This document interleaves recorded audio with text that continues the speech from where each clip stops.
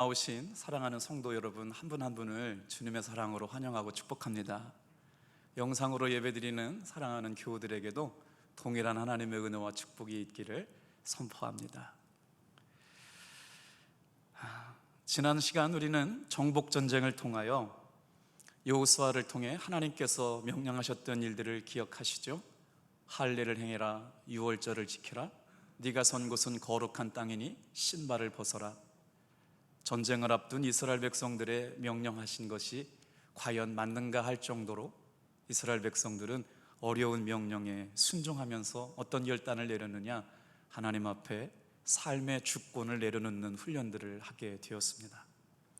여호수아는 그 일로 인해서 온전히 삶을 하나님 앞에 드리는 훈련들을 하게 되었죠. 하나님의 편에 선 사람들, 오늘 이 말씀을 듣는 귀한 사랑하는 성도 여러분, 오늘 말씀은 이제 여호수아 6장에 들어가서 여리고성이 무너지는 그 광경이 드러나는 말씀입니다. 합심, 침묵, 순종, 선포, 여리고성을 정복하는 전략을 하나님께서 여호수아를 통해서 가르쳐 주시는데, 오늘 말씀을 1절부터 27절까지 읽다 보면 왜 우리가 예수님 안에서 합심해야 되고, 왜 우리가 하나님의 말씀을 들으며 침묵해야 되고, 하나님의 말씀을 되새기는 사람들이 순종하고 그 은혜 받은 말씀을 믿음으로 선포해야 되는가, 이 말씀을 짧은 시간 가운데 함께 나누려고 그래요. 이제 요단강을 건넌 이스라엘 백성들은 사기가 충천해 있습니다. 이제 여리고성, 그 남은 성을 향하여 적진을 향해 돌격해 가죠. 오랜만에 말씀을 들어서 지난번에 보여드렸던 사진 한번 보여드리고 돌아올게요. 고대 이스라엘 성은 저렇게 생겼습니다. 여리고성 면적이 97만 평이라고 그래요. 당진시 면적이 얼마나 되는지 오늘 네이버에 검색해 봤더니 705.4 제곱킬로미터, 그거를 몇 평이냐고 검색했더니 말이에요, 213만 평이랍니다. 당진시가 213만 평, 전체 면적이 그렇다고 그러는데 지금 여리고성은 97만 평, 얼추 한 절반 정도에 가까운 난공불락의 성. 여리고성은 보시다시피 이렇게 바깥 성벽이 있고 안쪽 성벽이 있는 이중벽 구조로 되어 있는 성이죠.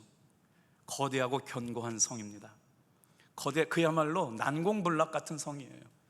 바깥쪽 성벽도 한번 보여줘 보세요.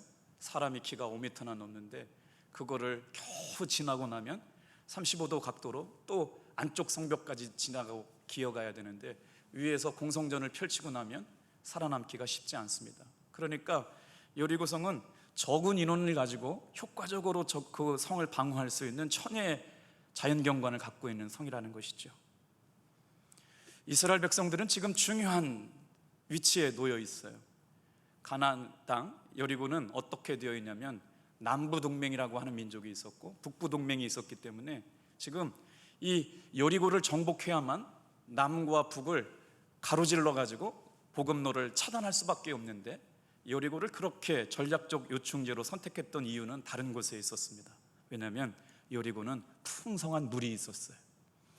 고대 근동에서 물은 생명입니다. 그렇기 때문에 여리고에 있는 풍부한 수 자원을 정복하지 않고서는 계속 200만 명이 생존할 수 없을 뿐더러 생존하기도 어려웠죠. 그렇기 때문에 여리고는, 그 다음 지도 한번 보여주실래요? 너무 앞서갔네요. 여리고가 가지고는 전략적 요충지로서는 물이 가장 중요했던 것이죠. 선택의 여지가 없이 이스라엘 백성은 반드시 여리고를 지나가야 했어요. 여리고 성은 견고했습니다만 피해갈 수 없는 성이었어요. 선택의 여지가 없이 반드시 공격해야 되는 성이었거든요. 오늘 이 말씀을 듣는 저와 여러분에게도 그래요. 언젠가 한 번은 맞닥뜨려서 꼭 한 번은 여러분 건너가야 하나님께서 우리에게 주시겠다고 하셨던 가나안 땅이 열리게 될 줄로 믿습니다. 오늘 이 말씀을 들으면서 여러분, 결론과도 같은 말씀인데, 내 안에 넘어보지 못했던 여리고가 무엇인가 생각해 보면서 말씀을 따라오시면 좋을 것 같아요. 한 번은 꼭 넘어야 할 인생의 여리고와 같은 것들이 우리 안에 있어요. 이것을 넘어야만 새 길이 열리고 하나님께서 우리 인생 가운데 태산 같은 문제를 정복하게 하시는 은혜를 경험하게 하실 줄로 믿습니다. 자, 오늘 하나님께서 이 여리고성을 정복하기 위해서 전략을 허락하시는데 네 가지를 말씀하세요. 합심해라, 침묵해라, 순종해라, 선포해라. 자, 첫 번째 합심에 관한 말씀을 한번 같이 읽어볼게요. 1절부터 3절까지 말씀을 우리 한번 같이 읽겠습니다. 시작. 이스라엘 자손들로 말미암아 여리고는 굳게 닫혔고 출입하는 자가 없더라. 여호와께서 여호수아에게 이르시되 보라, 내가 여리고와 그 왕과 용사들을 내 손에 넘겨주었으니 너희 모든 군사는 그 성을 둘러 성 주위를 매일 한 번씩 돌되 엿새 동안을 그리하라. 오늘 여기 주목해 볼 단어가 나오는데, 보라, 내가 여리고와 그 왕과 용사들을 내 손에 넘겨주었다. 아직 일어난 일이 아닙니다. 그런데 하나님은 여호수아에게 지금 뭐라고 말씀하셨냐면, 이미 내가 너에게 주었다. 내가 앞으로 너에게 그런 일을 할 것이다. 일어나지 않는 일에 대해서 마치 과거에 일어난 일처럼 말씀하고 있다는 거예요. 내가 그것을 너에게 허락하였다. 여러분, 오늘 우리는 하나님의 말씀을 믿으며 사는 사람들입니다. 코로나19 상황이 어렵죠. 경제가 어렵습니다. 삶이 호락호락하지 않습니다. 어제 한 권사님 전화 주셨더라고요. 세상에 학교에서 말입니다, 교회를 가지 말라고 공식 공문이 내려왔다는 거예요. 교직원으로 근무하시는 선생님이신데 정부 지침이 내려왔대요. 교회 출석을 금지해야 한다고, 교회를 가지 말라고 하는 공문을 받았다는 거예요. 세상에 이런 일이 대한민국에서 일어날 수 있는 거예요. 대한민국은 종교의 자유가 헌법에 보장된 나라인데 교회를 가지 말라고 그래요. 참 어처구니 없는 일들이 우리 가운데 일어나고 있습니다. 그래서 오늘 말씀을 믿으면서 그렇게 우리도 결단하고 다짐해야 될 필요가 있어요. 여러분, 하나님의 말씀에 순종하고 세상과 타협하지 않는 그리스도인들 되기를 축복합니다. 그래서 오늘 말씀이 더 그렇게 간절해지는 것 같아요. 그것은 너의 소유가 되었다. 여리고성은 이미 너의 소유가 되었다고 선포하는 거예요. 아직 시작도 안 했거든요. 아무것도 하지 않았는데 그 일을 시작하기 전에 내가 이미 그것을 이루었다. 예수님께서 십자가 안에서 이 세상의 공승의 권세 잡은 자들과 싸워 승리하셨기에 우리는 그것을 믿고 따라가기만 하면 우리에게도 여호수아에게 주셨던 승리가 우리의 승리가 될 줄로 믿습니다. 하나님의 말씀을 믿고 따를 때, 여러분, 여기 중요한 게 하나가 있어요. 그거를 믿는 마음으로 하나가 되었다는 거예요. 합심 말입니다. 사랑하는 성도 여러분, 하나님께서 우리 교회를 쓰실 때가 언제일까요? 하나님의 말씀을 믿고 순종해서 마음이 하나 되는 것에서부터 하나님이 승리의 군대로 우리 교회를 사용하시고 우리 성도들을 하나 되게 하실 줄로 믿습니다. 말씀을 믿는 것에서부터, 하나 되는 마음에서부터 하나님이 역사하셨다는 거예요. 여러분, 절대로 두 갈래의 마음에서는 하나님이 역사하실 수가 없어요. 하나님은 왜요? 하나 되게 하시는 분이거든요. 그래서 우리는 힘써서 같은 말을 하고 같은 뜻을 품고 같은 마음으로 같은 생각으로 하나님께서 합력하여 선을 이루는 것 가운데 온 교회와 성도들이 마음이 합심되어야 여리고성을 정복하는 교회가 될 줄로 믿습니다. 내 인생의 문제 중에 여리고성과 같이 날마다 그 문제만 만나면 아프고 그 문제만 생각하면 힘들고 그 문제 앞에 작아지는 문제가 있다면 이때 합력해서 마음을 합해서 넘어갈 수 있는 일들이 일어나기를 소망합니다. 여러분, 지난 시간 말씀 한번 되돌아볼게요. 할례를 받으라니요? 전쟁을 앞두고 남자의 생식기를 조각할 돌칼로 생채기를 내가지고 성별시키는 거예요. 전쟁하는 군대는 그러면 안 되는 겁니다. 유월절을 지키라고 하고요. 신발을 벗은 군사가 어떻게 전쟁을 할 수 있어요? 하나님은 때때로 상식 밖의 일들을 우리에게 요구할 때가 있어요. 주님, 그건 아니죠. 어떻게 그런 일을 지금 해요? 그건 아니지 않아요? 그런데 여호수아는 그렇게 요구하시는 하나님 앞에 순종합니다. 이 명령이 여러분 한번 이해가 되세요? 전쟁을 위한 명령은 아니었던 거예요. 그러면 뭐라고요? 여러분, 여기에 비밀이 있어요. 여리고성 전쟁 준비는, 정복 전쟁은 말이에요, 우리가 싸우는 우리의 군대와 우리의 무기로 싸우는 전쟁이 아니라는 거예요. 왜요?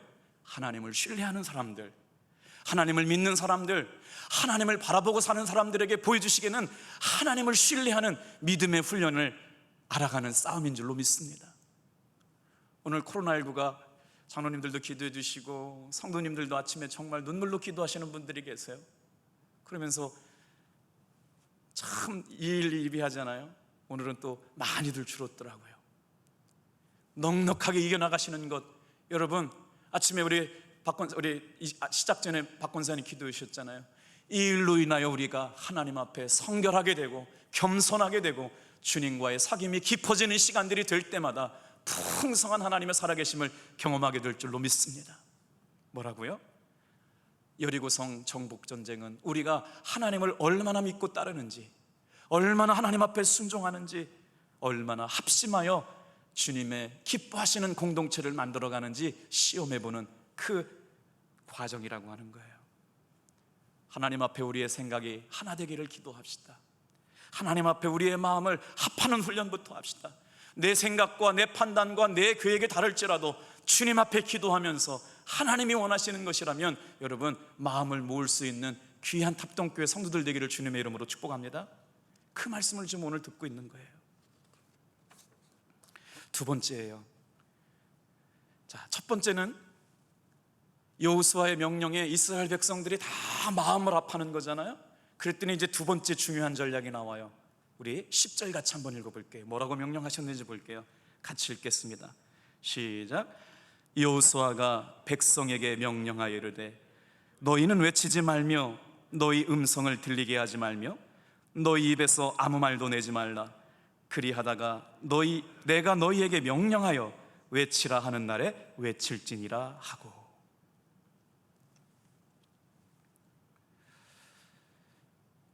음성을 들리지 말게 하라고 하는 침묵을 명령하십니다. 여리고성을 정복하는 두 번째 전략, 침묵을 명령하셨어요. 어떤 침묵이요? 거룩한 침묵입니다. 왜 하나님께서 침묵하라고 하셨을까? 성경학자들은 이 본문을 이렇게 해석해요. 이스라엘 백성들은 원래 불평, 불만이 많았어요. 툭하면 원망했고요, 툭하면 불순종했고요, 툭하면 거역했고요. 보세요, 모세가 하나님의 말씀을 받으러 간 40일을 기다리지 못해서 그들은 금덩이로 금송아지를 만들어가지고 우상신을 만들잖아요. 40일을 못 기다린 민족이에요. 그런데 지금 이스라엘 백성들은 온전히 하나님이 일하시는 싸움에 순종하며 신뢰함을 배우러 가게 되는데, 그렇게 원망하다가 여러분 보세요, 200만 명이 여리고성을 돌려면 성경학자들이 연구해 보니까 훈련된 군사들은 3시간이면 한 바퀴를 돌 수 있다는 거예요. 그러니까 아침에 일찍 돌면 7시에 돌았다고 그러면 10시면 끝나는 건데 변화가 없어요. 이거 진짜 하나님이 명령하신 것 맞아? 이런다고 저 97만 평이나 되는 저 여리고성이 무너지기는 하는 거야? 지금 여호수아 쫄은 거 아니야? 저거 정신 나간 거야? 그러다가 불평 불만이 생기면 12지파가 다 분열할 거예요. 어느 지파는 간다고 그러고 어느 지파는 안 간다고 그러고, 그래도 가야 된다고 그러고 가지 말자고 하는 사람들이 있는데 어떻게 그럴 수가 있어요? 그래서 하나님의 말씀은 끊임없이 합심하라고 명령했을 뿐만 아니라 절대로 7일 동안을 침묵하라고 침묵 명령을 내리시는 거예요. 여러분, 여기에 중요한 하나님의 비밀이 담겨져 있습니다. 어떤 일이 중요한 일 아니에요. 이렇게 중요한 일을 앞두고 하나님께서 침묵을 명령하시지 않았더라면 이스라엘 백성들은 일주일 동안 침묵하면서 200만 명이 하루에 한 번씩 그렇게 여리고성을 돌 수 있었을까요? 가데스 바네아라고 하는 곳에서 처음 출애굽했던 출애굽 1세대들이 청탐꾼을 모세가 보냈어요. 여호수아와 갈렙이 갔다 왔잖아요. 그리고 나서 12지파가 갔다 왔는데 부정적인 일들을 다 보고했어요. 그 땅은 좋기는 하지만 우리가 그 땅을 정복할 수가 없습니다. 그 땅의 안악자손들은 키가 장대 같고 강력하고 그들 앞에 우리는 메뚜기와 같습니다. 못합니다, 안 됩니다. 그러니까 하나님께서 이스라엘 백성들을 몇 년 동안 훈련시키느냐, 세상에 38년 동안 가데스 바네아에서 광야를 뺑뺑뺑뺑 돌게 하시는 거예요. 우리 인생도 말이에요, 하나님의 말씀에 순종하며 산다고 하면서도 통과하지 못하는 홍해에서 걸려서 넘어지고, 광야에서 걸려서 넘어지고, 물질에서 걸려서 넘어지고, 인간관계에서 걸려서 넘어지고 하니까 38년 동안 계속 우리의 신앙생활이 광야에서 끝나고만 1세대가 광야에서 다 죽고 마는 거예요. 그래서 여호수아는 그거를 깨달았기 때문에 뭘 해요? 절대로 부정적인 얘기하지 말고 하나님의 거룩한 일들을 행하는 가운데 침묵을 명령하셨어요. 여기서 지금 이 명령은 군령이었어요. 그냥 해도 되고 안 해도 되는 게 아니고요, 반드시 지켜야 됐어요. 만약에 불순종하면요, 가차없이 죽임을 당하는 명령이었기 때문에 이스라엘 백성들 가운데 누구도 거역할 수가 없었습니다. 그 많은 이스라엘 백성들이 7일간 입을 꼭 다물고 거룩한 침묵을 명령받았어요. 하나님이 이스라엘 백성들을 너무나 잘 알기 때문에 하신 명령이에요. 이렇게 사랑하는 성도 여러분, 하나님은 우리를 말씀으로 살리시는 줄로 믿습니다. 그런데 그 말씀에 은혜 받고 살아가려고 하는 우리들을 방해하는 존재가 있어요. 마귀는 꼭 우리에게 수없는 원망의 말을 심고 불평의 말을 심고 편가르는 말을 심어서 이를 그르치게 만들어요. 그래서 이스라엘 백성들의 성정을 너무나 잘 알고 있던 하나님께서 여호수아에게 명령한 거예요. 일주일 동안 이스라엘 백성들이 침묵하고 말씀에 순종해라. 한두 바퀴 돌다가 그만둘 게 뻔했기 때문에. 그런데 여러분, 이스라엘 백성들이 침묵하며 여리고성을 돌 때마다 어떤 역사가 일어나느냐? 이스라엘 백성들은 두려워하지 않겠는데 여리고 안에 있던 사람들이 두려워하기 시작합니다. 놀라운 사실이에요. 우리 탑동교회가 말씀 안에서 순종하고 합심하고 여러분 침묵하면서 주님의 말씀 안에 따라가면 세상이 두려워하게 될 줄로 믿습니다. 마귀가 먼저 두려워 떨 줄로 믿습니다. 오늘 이 말씀을 듣고 말이에요, 하나님은 우리 탑동교회를 하나님의 말씀으로 살리심을 믿고 주님께서 침묵하라고 하실 때 침묵할 수 있는 그 은혜를 사모하는 사람들이 여리고성이 무너지는 것의 주인공이 될 줄로 믿습니다. 원망과 불평이 전염되면 행군이 어그러질 수밖에 없어요. 그래서 하나님은 입을 다물게 하시는 거예요. 약속받아 사는 하나님의 사람들은, 여러분 지금 한번 생각해 보세요. 제가 성경을 보니까 여리고성에 살고 있는 사람보다 이스라엘 군대가 더 많아요. 지금 이스라엘 군대는 싸울 수 있는 장정만 60만 명, 70만 명을 얘기하고요. 그러니까 200만 명의 군대가 있어요. 이스라엘 민족이 있어요. 당장 싸울 수 있는 60만 명, 70만 명이 준비되어 있기 때문에 그냥 빨리 공격해가지고 싸우면 이길 수 있는데, 여러분 할 수 있는데 하나님께서는 하지 말라고 말씀하시는 거예요. 왜요? 침묵을 명하신 것은 하나님이 하시는 것을 보게 하시기 위한 훈련이었던 거예요. 놀랍죠? 그래서 오늘 이 말씀을 통해 깨달아야 할 것이 있어요. 이거는 아닌 것 같은데, 이건 하나님, 이건 제가 생각할 때 정말 아닌 것 같은데요, 내가 볼 때 이건 합리적이지 않습니다. 논리에도 맞지 않습니다. 인생 살면서 경험에도 맞지 않아요. 이거 하나님 잘못하신 거예요 라고 말하지 않았다는 거예요. 왜요? 분명히 이스라엘 백성들은 돌다가 불평하고 원망하고 이를 그르치게 될 걸 뻔히 알고 있었기 때문에 침묵을 원하세요. 사랑하는 성도 여러분, 인생 살면서 주의 말씀에 순종하며 따라갈 때 너무 머리 굴려 계산하지 않게 되기를 주님의 이름으로 축복합니다. 우리가 계산하는 것보다 하나님은 더 좋은 것들을 가지고 있어요. 지금 명령하시고 계시는 말씀이 내 생각과 내 계획과 내 판단과 내 경험에 맞지 않는다고 하더라도 여러분 하나님의 말씀이라면 순종하며 따라올 수 있는 여러분 되기를 축복합니다. 그 어떠한 상황에서도 지금 이스라엘 백성들에게 침묵을 명령하고 있는 거예요. 어떻게 해요? 내 생각 내려놓고 내 판단, 내 계획 내려놓고 주님의 인도하심 앞에 불평하지 말고 침묵하라. 자, 인내하고 순종하면서 기도하라고 하는 것이에요. 그랬더니요, 사탄이 두려워 떨기 시작하는 거예요. 세상은 교회가 시끄러울 때 우습게 생각합니다. 교회가 기도할 때 사탄은 두려워합니다. 우리 교회가 하나님 앞에서 어떠한 때라도 시끄럽지 않게 되기를 주님의 이름으로 축복합니다. 주님이 일하심을 바라보는 사람들은 기도할 때 강한 교회가 되는 거예요. 정말 요즘 안타까운 마음이 있어요. 더 깨어 기도해야 되고 더 힘있게 모여 기도해야 되는데 그렇지 못한 것 같아서 참 안타까울 때가 있어요. 그래도 오늘 이 밤에 모여서 말씀을 듣는 사랑하는 성도 여러분, 가정에서 예배를 드리는 성도 여러분, 정말 다시 한번 말씀 앞에 견고하게 세워져 가고 주야로 말씀을 묵상하고 되새김질하는 것이 즐겁고, 이때를 견고하게 세워가면 하나님께서 반드시 놀라운 부흥의 때를 허락하여 주실 줄로 믿습니다. 그 때를 준비하라고 말씀하시는 거예요. 말씀에 집중하고 하나님의 감동 주심에 따라 움직일 때마다 세상은 교회를 두려워하고 사탄은 두려워 벌벌 떨면서 하나님의 군대 앞에 무릎을 꿇게 될 줄로 믿습니다. 질서정연하게 행진하라고 말씀하시는 거예요. 여기서 침묵하라고 하는 말을 되새겨 봅니다. 절대로 이 일에 대해서 부정적인 마음을 갖지 말라는 거예요. 한번 생각해 보세요. 200만 명이 가는데 여호수아의 그 명령에 순종할 수 있는 상황은 절대 아니었어요. 이건 상식적으로도 이해가 안 되는 거예요. 아니 뭐 전쟁을 하러 왔다고 그러는데 이거를 그냥 돈다고 뭔 역사가 일어나느냐. 여기에 놀라운 비밀이 있어요. 하나님께서 침묵하게 하시는 일들. 부정적인 말을 했던 광야 백성은 단 한 사람도 가나안 땅에 들어가지 못했습니다. 사랑하는 성도 여러분, 오늘 이렇게 정말 어려운 때를 살아가고 있잖아요.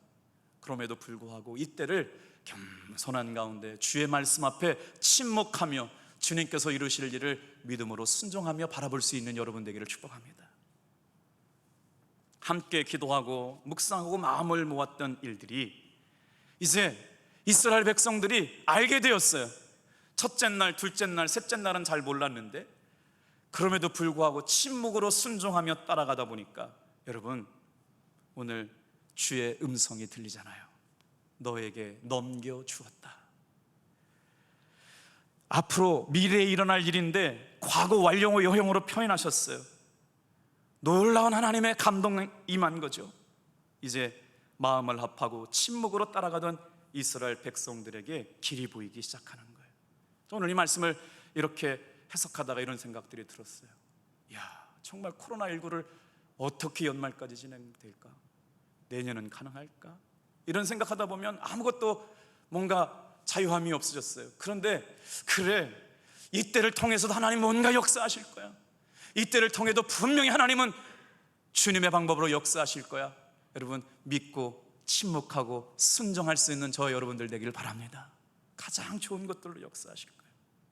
이제 여호수아에게 세 번째 여리고 정복작전 명령이 떨어져요. 세 번째 여리고 정복작전의 3단계 명령은 순종입니다. 지난 3장에서 읽었던 말씀을 되돌아볼까요? 3장 3절부터 4절까지 읽어볼게요. 이스라엘 백성들이 전진하는 진행의 순서가 있었어요. 자, 3장 3절 4절 같이 읽겠습니다. 시작. 이 백성들에게 명령하여 이르되 너희는 레위 사람 제사장들이 너희 하나님 여호와의 언약궤를 매는 것을 보거든 너희가 있는 곳을 떠나 그 뒤를 따르라. 그러나 너희가 그 사이 거리가 2000규빗쯤 되게 하고 그것에 가까이 하지는 말라. 그리하면 너희가 행할 길을 알리니 너희가 이전에 이 길을 지나보지 못하였음이니라 하니라. 오늘 이스라엘 백성들에게 하나님께서 요구하시고 그 말씀을 듣고 순종하는 여호수아가 이스라엘 백성들에게 요구하시는 건 다른 게 아니었어요. 철두철미한 하나님의 말씀에 대한 순종입니다. 보세요. 오늘 우리는 주님이 그렇게 말씀하시면 그대로 믿어야 순종을 할 수 있습니다. 오늘 이스라엘 백성들에게 말씀하는 거예요. 단순한 순종을 요구하시는 거예요. 여러분, 여기서 그러면 우리는 어떻게 하나님의 말씀을 듣습니까? 주일날 강단에서 선포되는 말씀이 하나님의 말씀인 줄 믿는 거예요. 수요일날 강단에서 선포되는 말씀이 나에게 주시는 말씀인 줄 믿고 내가 지금까지 순종하지 못하고 살았습니다. 주님, 순종할 때 믿음에 열려요. 가능성이 열려요. 하나님이 하게 하시는 일들이 열려요. 도와줄 사람들이 붙여져요. 하나님이 감동받은 사람들을 통해서 일하게 하시는 것들을 보게 해요. 할렐루야. 그래서 하나님은 우리에게 요구하세요. 절대로 그렇게 해서는 싸움에서 승리할 수 있는 게 아니거든요. 그런데 주님은 말씀을 통해서 이해가 되지 않는 것들만 요구하고 계시는 거예요. 뭘요? 하나님의 말씀에 순종하는 사람 길러내려고요. 내 생각 가지고 내 판단 가지고 하나님의 일을 재단하는 사람이 아니라 하나님의 말씀에 순종해서 하나님의 군대로 거듭난 사람들 만들려고요. 오늘 이 말씀을 청종하고 있는 사랑하는 성도 여러분, 하나님께서 말씀하시면 하나님의 말씀으로 들을 수 있는 마음의 문들이, 믿음의 문들이 열려지기를 축복합니다. 이제 뭐라고 말씀하시느냐? 이스라엘 백성들이 행진할 때 나팔수를 세우세요. 언제 나팔을 불었느냐? 행진하는 날 매일같이 나팔수를 불러 세웠어요. 3절에서 5절까지를 우리 빨리 같이 한번 읽어볼게요. 자, 시작. 너희 모든 군사는 그 성을 둘러 성 주위를 매일 한 번씩 돌되 엿새 동안을 그리하라. 제사장 7은 7 양각 나팔을 잡고 언약궤 앞에서 나아갈 것이요, 7째 날에는 그 성을 7번 돌며 그 제사장들은 나팔을 불 것이요, 제사장들이 양각 나팔을 길게 불어 그 나팔 소리가 너희에게 들릴 때에는 백성은 다 큰 소리로 외쳐 부를 것이라. 그리하면 그 성벽이 무너져 내리리니 백성은 각기 앞으로 올라갈지니라 하시매. 나팔을 불러야 될 건 알았어요. 왜냐하면 12지파가 진을 만들고 있잖아요. 동서남북으로 진을 짰거든요. 그래서 이 200만 명 군대가 움직이려면 지파별로 그냥 착착착착 움직여서 나가야 되기 때문에 나팔을 불렀어요. 그런데 이 성경학자들이 이 본문을 굉장히 재미있게 해석을 했어요. 이스라엘 백성들이 불었던 나팔은 두 종류의 나팔이 있었어요. 첫 번째, 전쟁 때 불어야 했던 나팔은 은나팔이고요, 절기 때, 잔치 때, 신년회 때 자유와 생명을 선포할 때 불렀었던 나팔은 양각 나팔이에요. 그러니까 지금은 여리고 전쟁이잖아요. 가나안 땅 들어가는 관문 첫 성인 여리고성을 정복하는 정복 전쟁이기 때문에 무슨 나팔을 불러야 되느냐? 은나팔을 불렀어야 돼요. 그런데 그걸 모를 사람들이 아니잖아요. 매일같이 절기 때마다 불었던 나팔이고, 전쟁 때면 지금까지 수많은 전쟁 가운데 불렀던 나팔은 은나팔을 불러야 되는데, 하나님께서 여호수아에게 무슨 나팔을 불라고 말씀하냐? 양각 나팔을 불라고 말씀하는 거예요. 전쟁할 때 부르는 은나팔은요 굉장히 템포가 빨라요. 뿜뿜뿜뿜뿜뿜뿜뿜 막 그러면, 양각 나팔은 붐붐 이런 거예요. 그러니까 달라요. 그런데 놀랍게도 하나님은 지금 전쟁 앞에서 양각 나팔을 불라고 말씀하시는 거예요. 왜요? 이렇게 해석해요. 다 같이 한번 따라해 보세요. 부정적인 말이 지배하지 않도록 은혜의 나팔을 불어라. 그래서 말씀 안에서 은혜 받은 성도는 말씀을 간증해야 되고요, 기도하다 응답받은 성도는 교회 안에서, 속회 안에서 자꾸 주님을 자랑해야 되고요, 예수님 믿고 은혜 받은 성도는 자꾸 복음을 전해야 되고요, 우리 마음 가운데 원망과 불평의 말이 틈타 오지 아니하도록 계속 은혜의 여러분 양각 나팔을 부르게 하신 줄로 믿습니다. 그렇지 않으면 우리는 순간마다 원망하고 불평하는 존재예요. 그래서 이 중요한 전쟁 앞에서 여러분 전쟁을 북돋우는 은나팔을 불지 않고 양각 나팔을 부르는 거예요. 간증하고 찬양하고 고백하고 감사하면 어떻게 되느냐? 여러분 생각이 바뀌어요. 언어가 바뀌어요. 하나님이 하시는 일을 바라보게 돼요. 주님이 역사하시는 것을 보게 돼요. 지금 우리에게 필요한 것은 바로 양각 나팔. 양각 나팔이 오늘 우리말로 뭐라면 뭐예요? 주님 감사해요. 주님의 은혜예요. 주님이 일하셨네요. 주님께서 역사하셨네요. 주님께서 도우셨네요. 주님께서 만날 사람 붙여주셨네요. 이게 어디에서요? 오늘 예배가 끝나고 나면 가정에서 말씀해 주시는 거예요. 속회로 모이면 일주일 동안 살면서 역사해 주셨던 얘기하는 거예요. 저도 어제 중요한 문제가 있어서 밤새 기도했어요. 그런데요, 하나님께서 마음 바꿔주시는 건 순간이더라고요. 환경 바꿔주시는 건 아무것도 아니더라고요. 오늘 이 저녁에 나와서 예배드리고 가정에서 예배드리고 뭔가 지금 여리고성처럼 마음에 얹혀져 있어서 불안하고 두렵고 염려하는 것들이 있잖아요. 그런데 오늘 밤새워서 기도해 보세요. 내일 간증하게 하신 일들로 역사하시고 만나주실 줄로 믿습니다. 그런 은혜 말이에요. 끊임없이 부정적인 말과 부정적인 생각이 우리의 마음과 생각을 지배하지 말도록 계속 은혜의 나팔을 불라고 하는 거예요. 그게 뭐예요? 하나님 앞에 간증하고 찬양하고 감사하면 생각이 바꾸고 언어가 바뀌는 거예요. 그런 사람들이 교회 안에 많아지기 시작하면 어떻게 되겠어요? 자꾸 은혜 받은 사람들이 넘쳐나고 감사할 일들이 많아지고 하나님의 사랑 앞에서 겸손해지는 사람들이 많아지잖아요. 그럼 어떻게 해요? 믿음이 생겨나는 사람들이 생기는 거예요. 기도하시는 장로님을 통해서 전도한 사람들은 장로님을 닮아가고, 권사님을 통해서 전도받은 사람은 전도사님의 믿음을 닮아가고, 집사님을 통해서 전도받은 사람은 그 집사님이 행복해하는 모습을 보면서 야, 나도 예수 믿고 저런 분들 닮고 싶다, 저렇게 나이 들어가고 싶다, 저렇게 멋진 신앙의 선배들 닮고 싶다 그러잖아요. 자, 이제 뭐라고 말씀하고 있어요? 이스라엘 백성들은 그렇게 나팔을 불고 나아갈 때 행진 순서가 있었단 말이에요. 다 세세하게는 시간이 27절을 다뤄야 되기 때문에 이제 금방 넘어가겠지만 잘 보세요. 12절 13절 좀 말씀 보세요. 또 여기 영적 원리가 있어요. 12절 13절 같이 읽어볼게요. 시작. 또 여호수아가 아침에 일찍 일어나니 제사장들이 여호와의 궤를 메고 제사장 7은 양각 나팔 7을 잡고 여호와의 궤 앞에서 계속 행진하며 나팔을 불고, 무장한 자들은 그 앞에 행진하며 후군은 여호와의 궤 뒤를 따르고 제사장들은 나팔을 불며 행진하니라. 여러분, 그림을 한번 그려보세요. 지금 행진 순서가 어떠냐?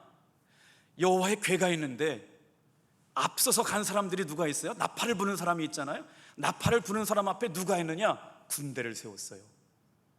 행진 순서가 좀 바뀌었어요.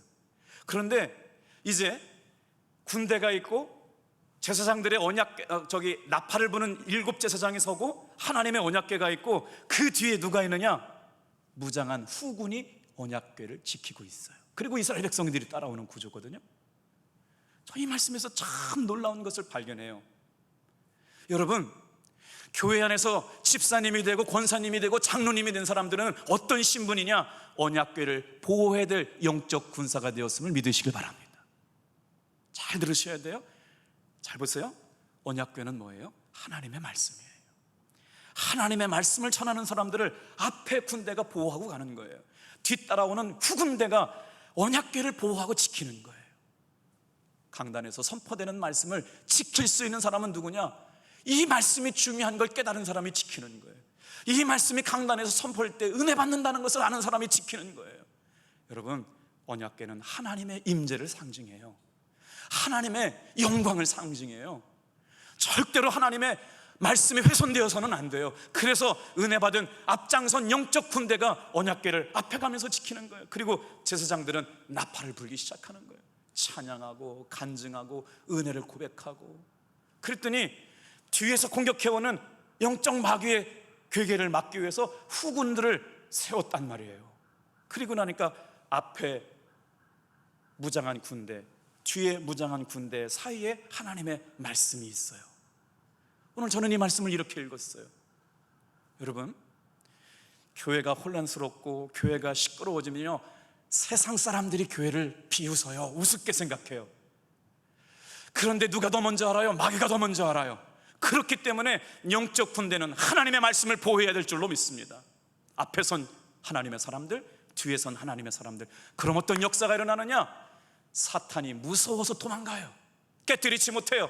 하나님의 교회가 견고하게 세워져 가요. 승리하는 군대가 될 줄로 믿습니다. 이게 오늘 여호수아를 통해서 이스라엘 백성들이 하나님의 임재와 하나님의 말씀의 거룩함과 하나님의 말씀을 선포하는 주의 강단들을 어떻게 지켜야 되는지를 영적으로 보여주고 있는 거예요. 영적인 나팔 중단해서는 안 됩니다. 계속 찬양하고 기도하고 간증하고 고백하고 믿음이 견고하게 세워지냐. 아이고, 저 청년에게 주님이 일하셨네, 저 권사님에게 주님이 일하셨네, 아침에 기도하시더니 아유, 저 장로님 통해서 응답해 주셨네. 참 그런 간증 듣고 살면 마음이 따뜻해지잖아요. 그런 간증들이 우리 교회를 보호해요. 하나님이 지키시고 인도하시는 교회라고 하는 거예요. 자, 언약궤는 무장한 군인들이 앞에서 보호하고 뒤에서 보호해야 합니다. 그거를 순종하라는 거예요. 어떤 사람이 순종할 수 있어요? 이게 내 사명인 걸 아는 사람이 순종하는 거예요. 우습게 여기는 사람은요 우습게 여겨요. 그런데 이 언약궤를 내가 지켜야 되겠구나, 이 언약궤를 내가 보호해야겠구나, 내가 이 언약궤를 지켜야 될 영적 군대고 사명이 있는 사람이구나 하는 사람들은 언약궤를 귀하게 여깁니다. 그거 아세요? 그런 사람을 하나님이 존귀하게 사용하여 주실 줄로 믿습니다. 왜냐하면 그래야 하나님이 이기시기 때문에, 그래야 하나님의 군대가 이기시기 때문에, 그래서 순종하라는 거예요. 양각나팔은 히브리어에 보니까 요벨 쇼파르라고 하는 단어예요. 전쟁 때 부르는 나팔이 아니었어요. 전쟁 때 부르는 나팔은 은나팔을 불어야 했거든요. 그런데 하나님은 지금 전쟁 중임인데도 불구하고 절기 때 부르는 양각나팔을 불러요. 이렇게 생겼어요. 양각나팔이 이렇게 생겼어요. 참 신기하죠. 여기서 주목해야 될 단어 3개가 있어요. 뭐가 있어요? 7 양각나팔, 7 제사장, 며칠이요? 7일을요. 하나님의 완전수요. 우리가 이를 그르칠 때가 언제예요? 여러분 한번 생각해 보세요. 200만 명이 여리고성을 하러 돌았어요. 벽에 좀 금 좀 가야 되는 거 아니에요? 조금 뭔가 우지직 부지직 뭐 이런 소리 나야 되는 거 아니에요? 이틀 돌았어요. 아무 변화가 없어요. 신기하죠? 200만 명이 되는 사람이 이제 7일째가 됐어. 여리고성을 돌아요.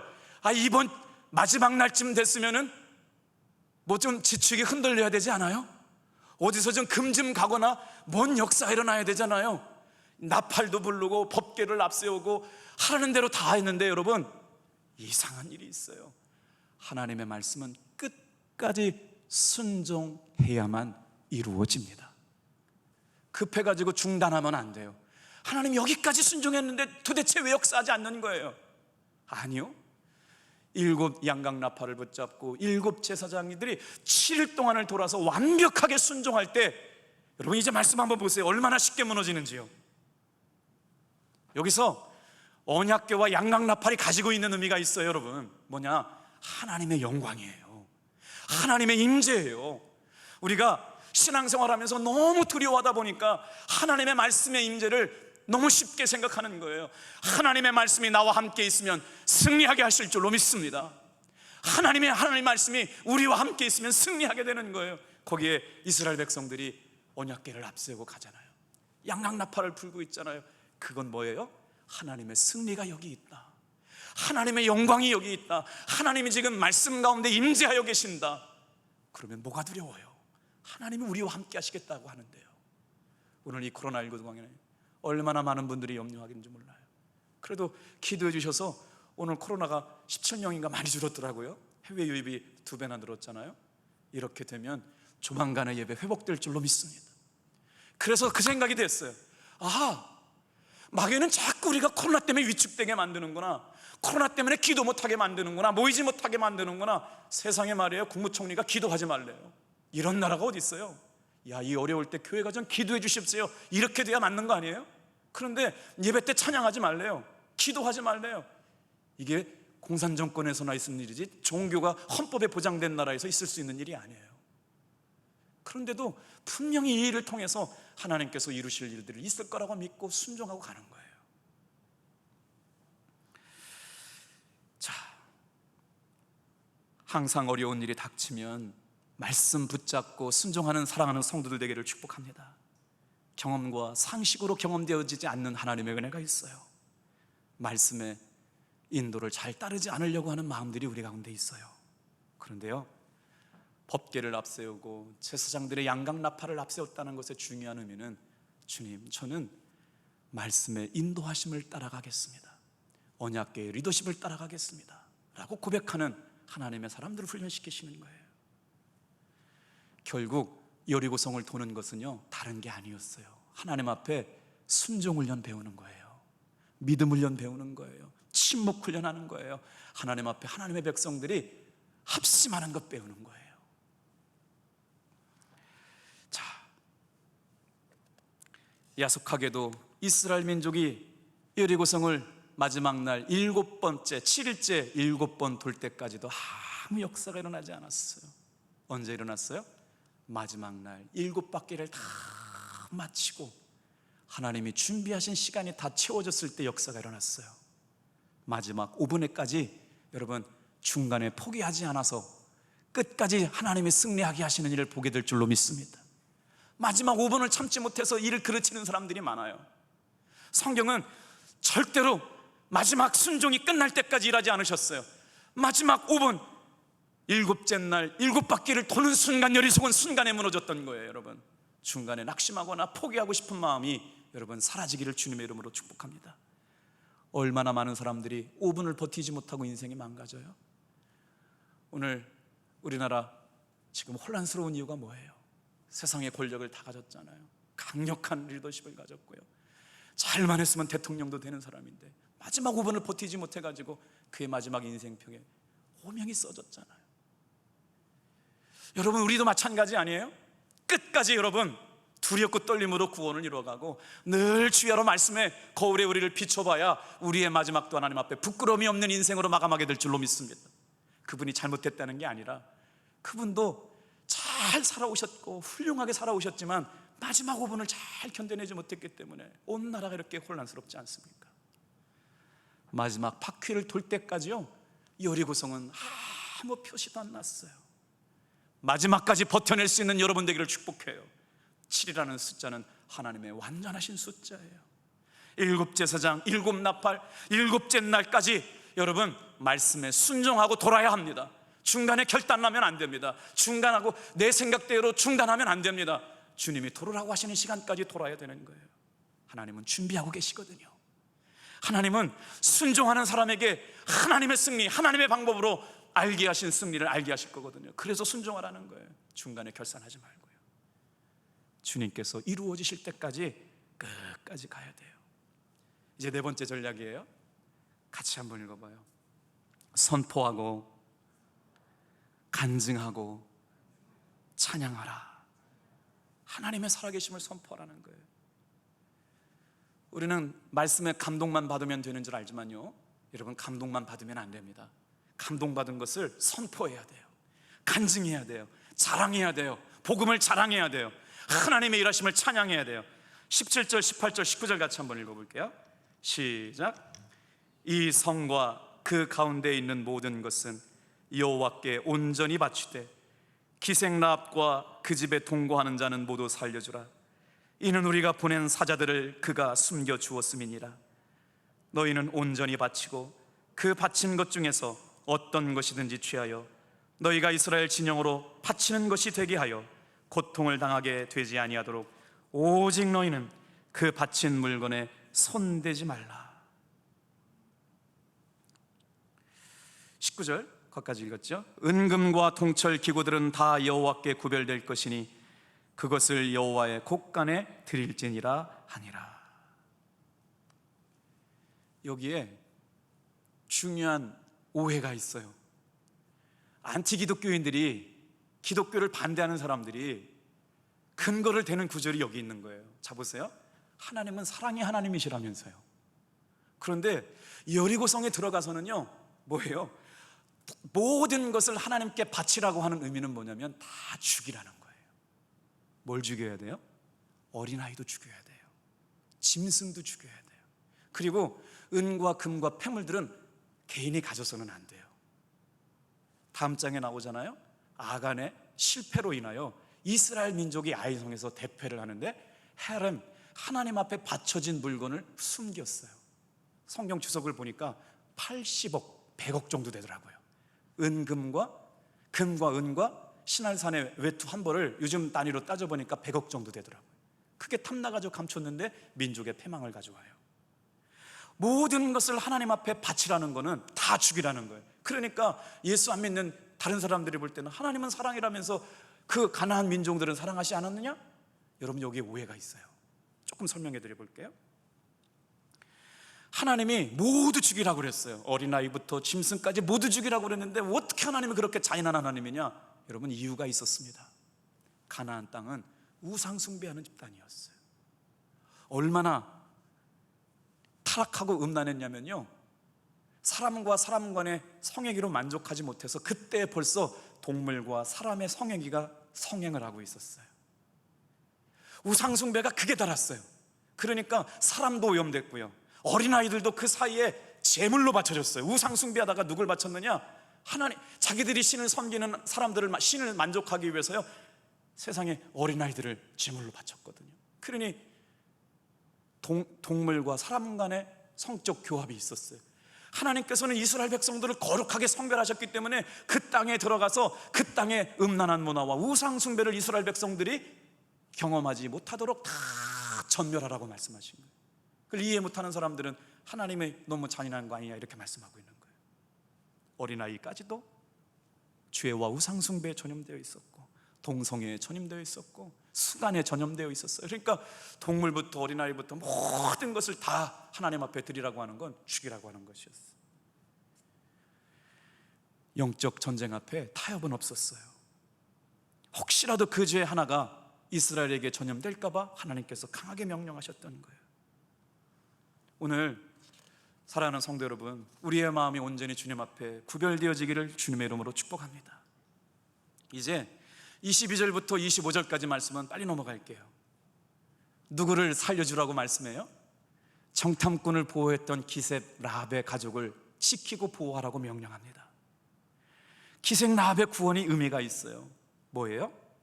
패역하고 죄 많은 그 땅 안에서도 회개하고 돌아오는 사람들에게 구원의 붉은 줄이 드리워진 줄로 믿습니다. 동성애자가 주님께로 돌아오면 용서하고 감싸줘야 돼요. 신천지에 빠졌던 사람들이 회개하고 돌아오면 감싸주고 용서하고 제대로 된 진리의 말씀을 깨닫게 해줘야 돼요. 그렇게 타락한 여리고 성에 있었지만 여러분, 구원의 붉은 줄이 내려워졌던 기생 라합의 가족은 다 구원받습니다. 하나님을 바라보고 회개하고 돌아오는 한 심령을 주님께서는 구원하시고 역사하세요. 그것만으로 끝나지 않았잖아요. 기생 라합을 통해 예수 그리스도의 조상이 되게 하시고 다윗 왕의 후손이 되게 하셨잖아요. 다윗 왕이 그 기생 라합의 후손이 되게 하셨잖아요. 20절 같이 한번 읽어보겠습니다. 이제 드디어 여리고성이 무너져요. 같이 읽겠습니다. 시작. 다시요.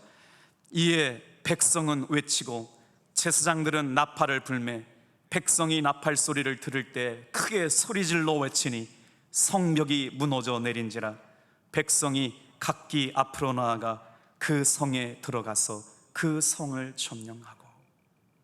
세상에 하나님께서 명령하시는 것들을 설명할 단어가 많지 않아요. 그 성이 무너졌더라, 끝. 지금처럼 제가 이렇게 많이 설명하고 뭘 할 게 없어요. 하나님께서 하신 일이 그냥 다 이루어졌어요. 그 성이 무너졌더라. 하나님이 명령하시면 순종하면 그렇게 되는 거예요. 자, 이제 말씀을 마치려고 그래요. 저는 오늘 이 말씀을 묵상하다가 이런 결론을 내리게 되었어요. 여리고성이 뭘까? 오늘 이 말씀을 읽고 있는 우리들에게 여리고성이 뭘까? 지금 눈에 보이지 않는 여리고성 정복하라고 하는 게 아닐 텐데 여리고성이 뭘까를 계속 생각했어요. 놀랍게도요, 하나님은 이스라엘 백성들의 군대나 무기로 싸우지 않기를 원하셨어요. 하나님의 말씀 앞에 순종하는 걸 통해서 합심해라, 침묵해라, 순종해라, 찬양하고 간증하고 고백해라.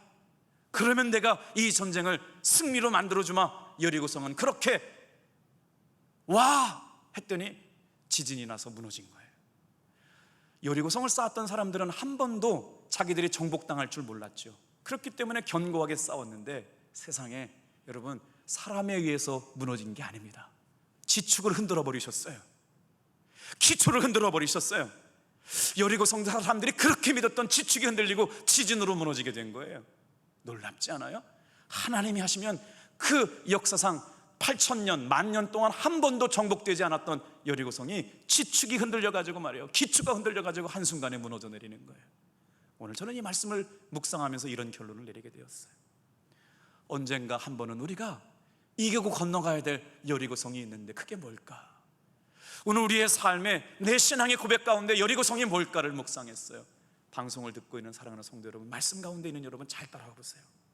하나님께서는 이스라엘 백성들의 마음을 정복하기를 원하셨어요.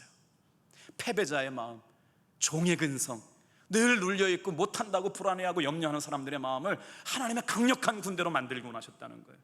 그래서 하나님은 지금 여리고성을 정복하는 이스라엘 백성들의 마음을 정복하기를 원하셨어요.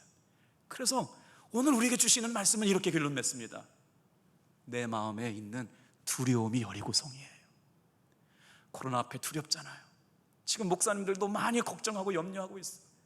예배도 못 드려, 찬송도 못 해, 기도도 못 하니까 막 두려워요. 사실 막 두려워요. 아니라고 하지만 두려움이 막 쩔어 있어요. 여러분, 우리 마음 가운데 여리고성이, 두려움이 말씀 가운데 무너지는 것을 경험하게 되기를 축복합니다. 다른 게 오늘 우리의 삶의 여리고가 아니더라고요. 내 마음에 있는 두려움이 여리고예요. 오늘날 많은 사람들이 분노를 절제하지 못하고 살아가요. 불특정 다수에 대해서 마음의 분노와 혈기를 참지 못해요. 그게 다라고 있어요. 열등감이에요. 살면서 경험했던 그 열등감이 해결하지 못하니까 늘 마음의 분노 남아있어요. 교만이에요. 하나님 앞에 자기가 제일인 줄 알고 살아가요. 그런데 하나님 앞에 겸손하지 못할 때가 많았잖아요. 우리 마음속에 언제가 여리고예요? 과거에 아파했던 수치심과 죄책감 때문에 오늘 한 발짝을 나가지 못하고 있어요. 여리고 말씀을 듣는 사랑하는 성도 여러분, 이 여리고성이 오늘 이 밤에 무너지게 되길 주님의 이름으로 축복합니다. 여리고성은 무너지는 게 내 삶과 무엇이 관련되어 있어요? 이것 무너뜨리라고 하는 거예요. 하나님의 백성의 마음을 무너뜨리게 하는데 교만이 가득하고 두려움이 가득하고 분노와 상처가 가득하고 죄책감과 수치심이 가득한 마음속에 교만으로 똥을 뭉쳐있던 내 자아 속에 하나님께서 그것을 오늘 이 밤에 무너뜨리기 원하시는 거죠. 마음에 여리고 항상 불안해해요. 주님이 주시는 말씀과 은혜 가운데 살면서도 현실에 부탁드리면 날마다 불안해하는 마음, 이게 여리고예요. 오늘 여러분, 이 여리고 앞에 다시 한번 여호수아를 통해서 그 여리고성이 무너졌던 것처럼 말씀에 침묵하고 말씀에 합심하고 말씀에 순종하고 말씀을 찬양하고 간증했던 이스라엘 백성들에게 승리를 주셨던 것처럼 이 말씀을 듣는 저와 여러분들에게도 하나님의 승리를 경험하게 하여 주실 줄로 믿습니다. 우리 마음속에 음란이 불현듯 찾아오잖아요. 이거 유튜브로 달려나가면 신고 들어올까 봐 말씀 못 드리겠네요. 참, 시장실 옆에 침실이 있는데 비서를 불러가지고 그렇게 한다라고 하는 것, 우리가 하나님 앞에 내 마음속에 있는 음란, 여리고를 정복하지 못하면 그 얘기는 내 얘기가 될 수가 있어요. 물론 저에게도 마찬가지고요, 여러분에게도 마찬가지예요. 여리고는 끊임없이 형제를 비난하고 성도들을 비난하고 편가르기를 하고 하나님 앞에 온전히 순종하지 못하는 마음이 여리고예요. 왜 이렇게 슬프고 우울한 것이 많아요? 나를 쳐다봐주지 않는다고 슬프고 우울한 마음이 우리의 마음속에 여리고로 남아있다면 이 여리고가 오늘 이 밤 말씀 앞에 무너지게 되기를 주님의 이름으로 축복합니다. 기도하겠어요.